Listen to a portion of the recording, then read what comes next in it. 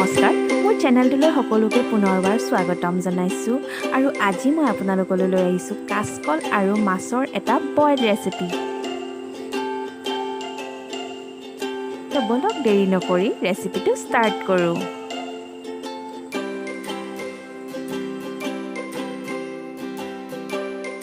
প্ৰথমতে মই কাচকল এটা সৰু সৰুকৈ কাটি লৈছোঁ। বিলাহী এটা কাটি লৈছোঁ, 3 পিচ মাছ লৈছোঁ, আদা নহৰু খুন্দি লৈছোঁ, জলকীয়া এটা কাটি লৈছোঁ, পিঁয়াজ এটা কাটি লৈছোঁ। তাৰপাছত কেৰাহীখন গৰম কৰি তাতে মই পানী দিছোঁ জোখ অনুসৰি। পানীখিনি অলপমান গৰম হ'বলৈ দিম।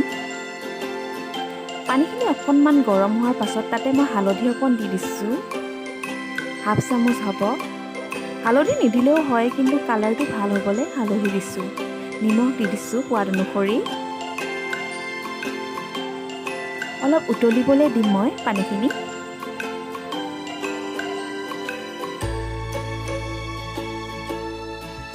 উতলাৰ পাছত তাতে মই জলকীয়া আৰু পিঁয়াজখিনি দি দিম।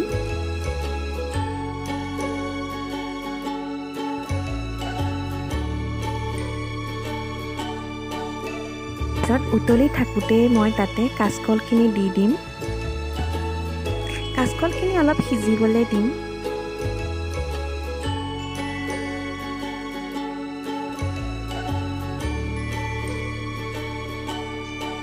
কাচকলখিনি অলপ সিজাৰ পাছত তাতে মই বিলাহীখিনি দি দিছোঁ।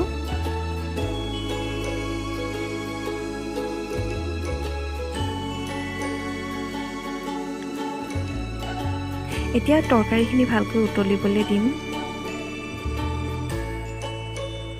উতলি থাকোঁতেই তাতে মই জিৰা আৰু জালুকৰ গুড়ি দি দিম।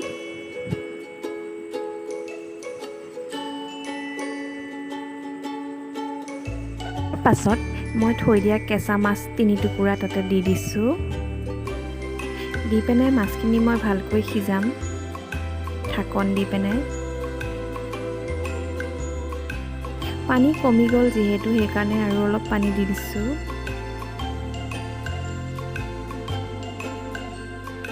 তাৰপাছত মই প্ৰায় 15 মিনিটমানৰ কাৰণে ঢাকন দি পেলাই মাছখিনি সিজিবলৈ দিম।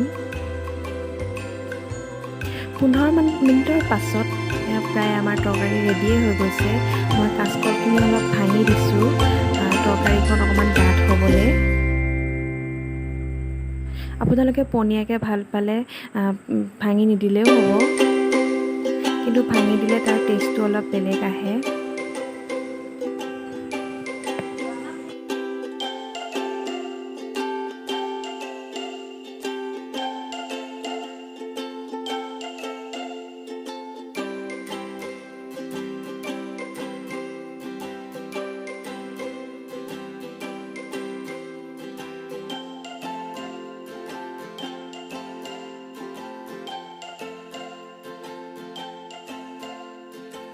এনেকৈ মই ঢাকন নিদিয়াকৈ প্ৰায় 5 মিনিটমান উতলিবলৈ দিম।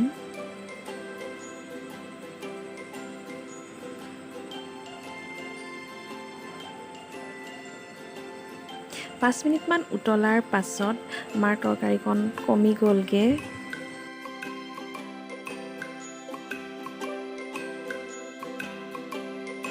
তাৰ পাছত আমাৰ তৰকাৰী ৰেডি হৈ গ'ল। খাবলৈ খুব ধুনীয়া হয়, বহুত হেল্ডি হয়, তো এবাৰ ট্ৰাই কৰি চাব। কাচকল আমাৰ হেল্থৰ কাৰণে বহুত ভাল হয়, তো এবাৰ ট্ৰাই কৰি চাব বুলি আশা ৰাখিলোঁ। আৰু ভিডিঅ'টো যদি ভাল লাগিছে প্লিজ এটা লাইক কৰি দিব আৰু চেনেলটো ছাবস্ক্ৰাইব কৰি দিব। ধন্যবাদ।